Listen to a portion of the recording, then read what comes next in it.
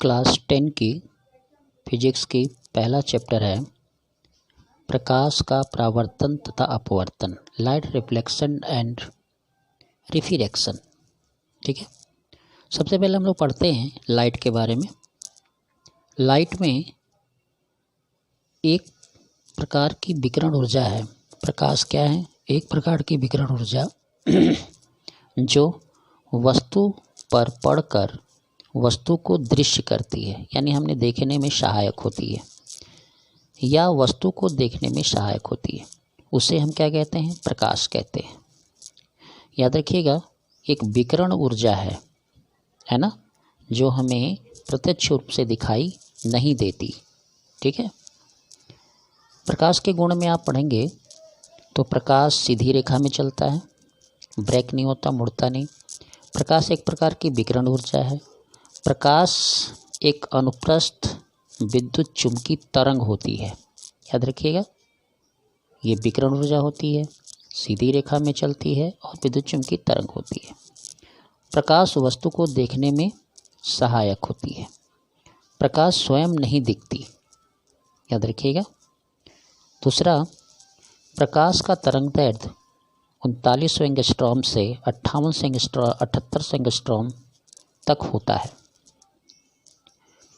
निर्वात में प्रकाश की चाल 3×10⁸ मीटर पर सेकेंड होती है। प्रकाश पदार्थ युक्त अगर माध्यम में गमन करेगी तो उसकी चाल 3×10⁸ मीटर पर सेकेंड से घट जाती है। जैसे कांच में चले, जल में चले, शहद में चले, तो ऐसे पारदर्शी माध्यमों में जब ये चलेगी तो इसकी चाल इससे घट जाएगी। प्रकाश में परावर्तन, अपवर्तन, विवर्तन, व्यतिकरण और प्रकाश विद्युत प्रभाव क्रिया व्यक्त करती है। ये सब घटनाएं हैं प्रकाश के। ठीक है, ये सब क्रियाओं को शो करती है। प्रकाश वस्तु पर पड़कर प्रकाश विद्युत प्रभाव दिखाती है। इस प्रभाव में ये होता है कि जब प्रकाश किसी वस्तु पर पड़ेगी तो उसमें से इलेक्ट्रॉन उत्सर्जित होंगे। जैसे ये प्रकाश इस पर पड़ेगी तो यहाँ से इलेक्ट्रॉन निकलते हैं, इसी को कहते हैं प्रकाश विद्युत प्रभाव। प्रकाश के स्रोत आपके प्राकृतिक स्रोत हैं, जैसे सूर्य है। मानव निर्मित स्रोत हैं, बल्ब है, ट्यूबलाइट है। उसके आधार पर प्रकाश के गुणों को देखते हुए दो प्रकार की वस्तुएं पाई जाती हैं, एक प्रदीप्ति वस्तु और एक अप्रदीप्ति वस्तु। वे वस्तुएं जो स्वयं प्रकाश उत्पन्न करती हैं उन सभी वस्तुओं को हम प्रदीप्ति वस्तु कहते हैं, और वे वस्तुएं जो स्वयं प्रकाश उत्पन्न नहीं करती हैं उसे हम अप्रदीप्त वस्तु कहते हैं। प्रदीप्त में जैसे देखिए सूर्य है, वैद्युत बल्ब है, मोमबत्ती है, ये सब प्रदीप्त वस्तु आती हैं। और अप्रदीप्त वस्तु में चंद्रमा है, दूसरे के प्रकाश से प्रकाशित है, मेज है, बर्तन है, या किसी भी वस्तु पर जिस पर वो प्रकाश उत्पन्न करती है उसे हम कहते हैं अप्रदीप्त वस्तु। थोड़ा और देखिए, एक और आपका दिया जा रहा है, एक लाइट रेज है ना। देखिए लाइट रेज क्या है। ठीक है, तो लाइट रेज में प्रकाश तरंग जिस सरल रेखीय पथ पर गमन करती है उसे प्रकाश की किरण कहते हैं, उसे प्रकाश किरण कहते हैं। याद भी रहेगा, प्रकाश किरणों के समूह को ही प्रकाश पुंज कहा जाता है। प्रकाश किरण के कई समूह, जैसे 1, 2, 3, 4 ऐसे मिल जाएंगे, कई ठो प्रकाश पथ, तो सारे को मिला करके पुंज बनता है। उसके बाद हम लोग पढ़ते हैं रिफ्लेक्शन ऑफ लाइट, प्रकाश का परावर्तन। प्रकाश का किसी भी परावर्तक या अर्ध परावर्तक, यानी परावर्तक भी हो सकता है और अर्ध परावर्तक भी हो सकता है। जैसे चिकना सतह कोई भी होगा, जैसे स्टील का बर्तन हुआ तो वो अर्ध परावर्तक बोला जाएगा, और दर्पण जैसे हुए उसे पूर्ण परावर्तक बोला जाता है या परावर्तक पृष्ठ बोला जाता है। तो प्रकाश का किसी भी परावर्तक या अर्ध परावर्तक पृष्ठ पर पड़कर उसी माध्यम में, यानी जिस माध्यम में आया हो, जैसे यहाँ देख सकते हैं आप, जैसे ये आपका दर्पण शो कर रहे हैं, इस माध्यम में प्रकाश चला और इसी माध्यम में वापस आया, इसी को हम कहते हैं प्रकाश का परावर्तन। ये भी याद रखा जाता है कि ये घटना है। ठीक है, अब परावर्तक पृष्ठ में जैसे देखें, हमको ये हमने दिखाया एक परावर्तक पृष्ठ जिस पे हम ये कलई कर देते हैं। ये कलई अगर हमारी हो जाती है तो जिधर ये क्रॉस लाइन बनती है वो हमारा भाग परावर्तक का दूसरा पृष्ठ कहलाता है और उसके पहले वाले भाग को हम कहते हैं परावर्तक पृष्ठ। ठीक है, इसमें देखिए वही चीज़ इसमें भी दिखाया गया है, इसमें भी वही चीज़ दिखाया गया है। ठीक है, अब प्रकाश परावर्तन का नियम देखते हैं। प्रकाश परावर्तन का नियम, यहाँ देखिए ये हमने एक मिरर दिखाया है, परावर्तक पृष्ठ दिखाया है M है ये। जब यहाँ से प्रकाश आपतित हुई यानी आई तो उसे कहते हैं आपतित किरण और इसी माध्यम में रिफ्लेक्ट हो गई, तो यह क्रिया कहलाती है परावर्तन की। इन दोनों क्रियाओं में जहाँ आपतन कोण बनता है यहाँ पे जब आता है तो इसको कहते हैं आपतन बिंदु, यानी इसमें क्या है आपतन बिंदु, ये क्या है आपतित किरण, ये क्या है परावर्तित किरण। ये समझ में आने वाली बात है। AN आपकी आपतित किरण,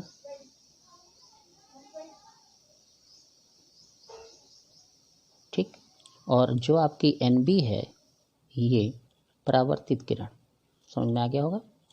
और जो आपका ये दिख रहा है NX ये आपका अभिलंब। तो ये आपका, अब इसमें नियम में क्या है इस चित्र को देखते हुए समझिए। प्रकाश परावर्तन की क्रिया में आपतित किरण यानी ये, परावर्तित किरण यानी ये और इस पर अभिलंब यानी ये, तीनों एक ही तल में होते हैं। ये दिखा रहा है एक तल में है, इस तल के इधर है तो एक तल में है। दूसरा नियम ये है कि प्रकाश परावर्तन की क्रिया में बने आपतन कोण I तथा परावर्तन कोण R आपस में बराबर होते हैं। अब आपतन कोण क्या है? अभिलंब और आपतित किरण के बीच बनने वाले कोण को आपतन कोण कहते हैं। इसे I से दिखाते हैं, जैसा कि हमने इस पे दिखाया था इस वीडियो में, ये सब में दिखाया फोटो में आपतन कोण कौन है, यहाँ हमने परावर्तन कोण कौन है दिखा दिया। ठीक है, तो इस तरह से आपतन कोण बराबर होता है परावर्तन कोण के। जैसे ये कोण इसके बराबर होगा, हमने दिखाया है, यहाँ देख लीजिए ANX आपतन कोण, BNX परावर्तन कोण आपस में बराबर दिखा है। एक छोटा सा क्वेश्चन भी हमने सेट किया है, फाइंड आवर एंगल XYZ। इसमें जो XYZ एंगल दिखाया गया, ये क्रिया कैसी है परावर्तन की। हमने एक कोण केवल दिखाया है, ये है आपका आपतन कोण। ठीक है, तो आपतन कोण इसमें है आपका 30 अंश का। तो X का मान, परावर्तन कोण का मान, ये दोनों कोण आपतन और परावर्तन कोण हुए, यानी ये और ये आपस में बराबर होंगे क्योंकि ये आपतन कोण है और ये परावर्तन कोण है, तो दोनों बराबर होंगे। तो X का मान क्या हो जाएगा 30 अंश। अब देखिए कोण RX 30 अंश हम आपको दिखा दिए। अब Z निकालना है तो याद रखा जाता है कि ये अभिलंब जो होता है वो 90 अंश का होता है, उसमें से X का मान आपका 30 अंश है, तो बाकी क्या होगा 90 माइनस √x, यानी X कोण को घटा देंगे तो आएगा 60 अंश। जैसे ये दोनों एक ही चीज़ हैं तो यहाँ से अभिलंब पे पड़ा है तो Z और Y का मान आपस में क्या होगा इक्वल होगा। एक और देखिए, अब हम लोग दर्पण के बारे में पढ़ते हैं। दर्पण क्या है? मिरर। सभी पूर्ण परावर्तक पृष्ठ को हम दर्पण कहते हैं। पूर्ण परावर्तक, ठीक है, जिसमें आप शक्ल देखते हैं वो पूर्ण परावर्तक पृष्ठ होता है, उसको हम दर्पण कहते हैं। और दर्पण बनाए जाते हैं किसी भी, जैसे कोई भी आप प्लेन कांच का पृष्ठ ले लें, कोई भी ले लें और उसके ऊपर पारे या चांदी की कलई कर दें, एक लेयर पारे या चांदी की कर दें, उसके बाद लोहे या लेड ऑक्साइड का एक और लेप कर देते हैं, तो ये उधर का पूरा बंद हो जाता है, उधर प्रकाश नहीं जा सकता, तो ये बनता है आपका परावर्तक पृष्ठ। ठीक है, या दर्पण। और दर्पण जो होंगे वो आपके दो प्रकार के होते हैं। एक समतल दर्पण, यानी जिसका जो पृष्ठ हो, जो परावर्तक पृष्ठ हो वो समतल हो, जैसा हमने दिया भी है। ऐसा दर्पण जिसका परावर्तक पृष्ठ समतल होता है उसे समतल दर्पण कहते हैं। चित्र में दिख रहा है, देखिए पृष्ठ बिल्कुल समतल है, यहाँ से प्रकाश किरण आई ऐसे चली गई, अभिलंब भी शो कर रहे हैं हम लोग। अब इसमें जो गोलीय दर्पण है, स्पर्कल मिरर जिसको कहते हैं, वे दर्पण जिनका परावर्तक पृष्ठ वक्रीय हो या गोलीय हो, यानी सीधा ना हो, प्लेन ना हो, उसको हम कहते हैं गोली दर्पण या वक्री दर्पण। इसमें दो तरह के दर्पण आते हैं, उत्तल दर्पण और अवतल दर्पण, कन्वेक्स और कनकेव, है ना। वेक्स मतलब होता है उभरना, इसीलिए इसको हम कहते हैं इसको कन्वेक्स। वह गोली दर्पण जिसका परावर्तक पृष्ठ उभरा होता है। देखिए यहाँ पे हमने ये कलई कर दिया तो इधर बंद हो गया, तो अब परावर्तक पृष्ठ उभरा हुआ दिख रहा है, इसीलिए इस दर्पण को हम कहते हैं कनकेव मिरर या उत्तल दर्पण। यहाँ पे अवतल दर्पण है कनकेव मिरर। वह गोली दर्पण जिसका परावर्तक पृष्ठ गहरा होता है उसे हम अवतल दर्पण कहते हैं। देखिए इसमें गहरा हमने दिखाया है, इधर हमने कलई की तो पृष्ठ बनाइए, परावर्तक पृष्ठ ये है और गहरा है, इसीलिए इसको हम क्या कहते हैं, अवतल दर्पण कहते हैं। अब इमेज के बारे में थोड़ा जान लीजिए। इमेज, जब वस्तु से चलने वाली प्रकाश किरण परावर्तन करे या अपवर्तन करे और करने के बाद जिस बिंदु पर केंद्रित हो जाए, है ना, जिस बिंदु पर क्या हो जाए, केंद्रित हो जाए, तो जहाँ पर वस्तु की आकृति बनती है, यानी वस्तु द्वारा परावर्तन अपवर्तन के कारण जो आकृति बनती है उसे उस वस्तु का क्या कहते हैं, इमेज कहते हैं। ठीक है, तो इमेज भी दो तरह का होता है, वर्चुअल इमेज और रियल इमेज, यानी वास्तविक प्रतिबिंब और आभासी प्रतिबिंब। तो वास्तविक प्रतिबिंब जो होता है, परावर्तन अपवर्तन के बाद वास्तविक रूप से अगर प्रकाश किरण मिलती है तो उसको कहते हैं हम वास्तविक प्रतिबिंब का बनना। वर्चुअल में क्या होता है, आभासी रूप से मिलती है, यानी मिलती हुई प्रतीत होती है, ऐसे को हम कहते हैं, ऐसे करने से जो हमारा बनता है प्रतिबिंब वो आभासी प्रतिबिंब है। एक खास बात है, कभी कभी हम इस तरह से भी करते हैं कि ऐसा प्रतिबिंब जिसे पर्दे पर प्राप्त कर सकते हैं वो रियल इमेज, और ऐसा प्रतिबिंब जिसे पर्दे पर प्राप्त नहीं कर सकते वो वर्चुअल इमेज यानी आभासी इमेज। ठीक है, दूसरी बात कि वर्चुअल इमेज का फ़ोटो लिया जा सकता है। ठीक है, प्राप्त नहीं किया जा सकता लेकिन फ़ोटो हम ले सकते हैं। एक और चीज़ देख लीजिए, गोली दर्पणों के कुछ मुख्य भाग होते हैं। गोली दर्पण के कुछ मुख्य भाग होते हैं, जैसे हमने गोली दर्पण दिखाया है। गोली दर्पण एक खोखले गोले से बनता है, चाहे उसके अंदर के भाग को कलई कर देंगे, जैसे ये अंदर के भाग गोली दर्पण का एक्सेस दिखाया जा रहा है। जैसे ये देखिए, इसमें ये एक गोला है, उसके अंदर के भाग को अगर कलई कर देते हैं तो बाहर का पृष्ठ परावर्तक पृष्ठ बन जाएगा। उसी तरह अगर हम बाहर के भाग को कलई कर देते हैं तो अंदर का पृष्ठ आपका परावर्तक पृष्ठ बन जाएगा। तो ऐसे दर्पणों को हम कहते हैं गोली दर्पण, यानी खोखले कांच के गोले से उसके बाहरी या अंदर के भाग को कलई करके बनाया गया दर्पण गोली दर्पण में से आता है। इस दर्पण में ये आपके उसके मुख्य भाग हैं, pole of mirror, centre of curvature, radius of curvature, आपका प्रिंसिपल एक्सिस, अभिलंब, ठीक है, अभिलंब, दर्पण का द्वारक, आपकी फोकस और फोकस लेंथ। इसमें समझने वाली बात यह है कि दर्पण का ध्रुव, देखिए दर्पण है, दर्पण के बिल्कुल मिडिल वाले भाग को दर्पण का ध्रुव कहते हैं। ठीक है, परिभाषा में भी यही कह सकते हैं कि किसी दर्पण का वह बिंदु जहाँ जो दर्पण को दो भागों में बांट देता है उसे हम दर्पण का ध्रुव कहते हैं। वक्रता केंद्र, ये देखिए ये गोले का भाग है, ये दर्पण है और ये किसी खोखले गोले का भाग है। इसी खोखले गोले का भाग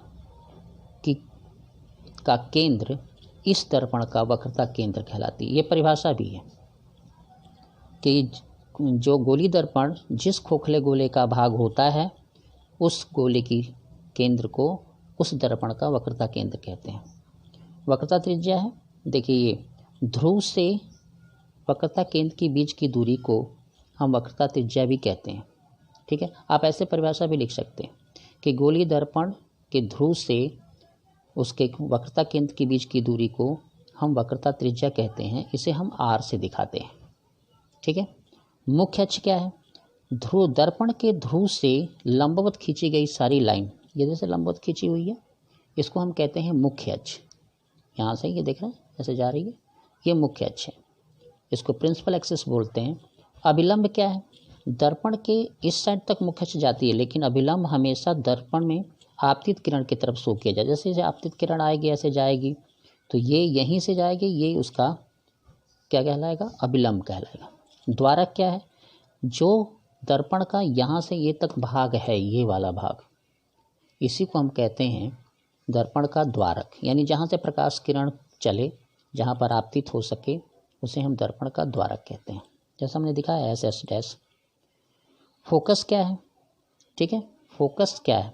एक चीज़ याद रखना चाहिए कि वक्रता त्रिज्या का आधा ही होता है फोकस। यानी फोकस को हम लिख सकते हैं r/2, या फोकस की परिभाषा ऐसे भी हम शो करते हैं कि प्रकाश, इस पर कोई दर्पण पर आने वाली समांतर किरण अगर आ रही है तो रिफ्लेक्शन के बाद जिस बिंदु पर सेंटर करती है, जिस बिंदु पर केंद्रित होती है, वही उस दर्पण का फोकस कहलाता है।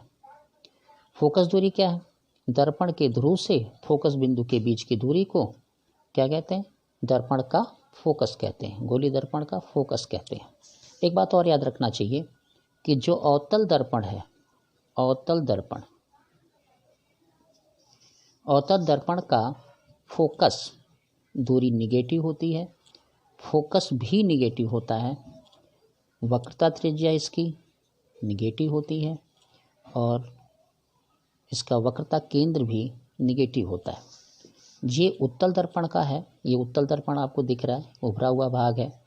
इसके लिए जो फोकस दूरी होती है वो पॉजिटिव होती है, फोकस भी पॉजिटिव होता है, और वक्रता त्रिज्या पॉजिटिव होती है। धन्यवाद।